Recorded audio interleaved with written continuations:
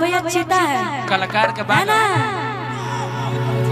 युवा दिलों की धड़कन है, कलाकार के मसीह है और गरीबों के मसीहा, सभी के दिलों की धड़कन हम लोग के गार्जियन कि अरे कान्हा बोल के दाई भाला चले न चीता के चाला।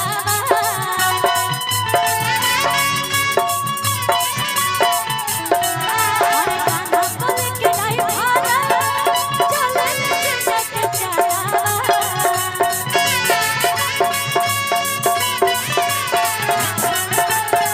बाबा बाबा के खाए तेरा भाषण जानू, बाबा बाबा के खाए तेरा भाषण जानू।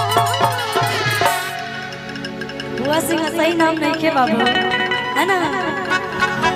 हाँ बाबू कि चले ला जिला में के शासन जानू, चले ला जिला में के शासन जानू। कि नममा तोजे तो छोड़ी शासन जानू।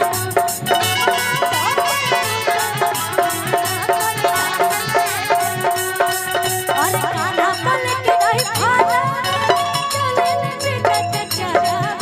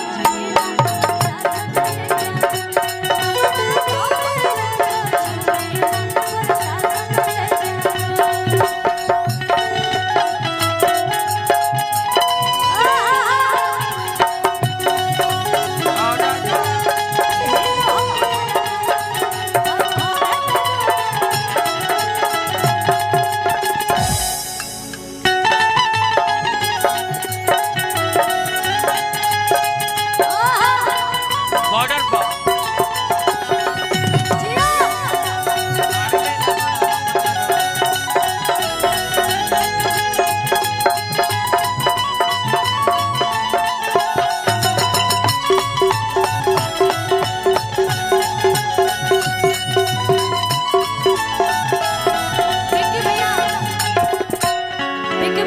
मैं चाहूँगी आप मंच पे आ जाइए।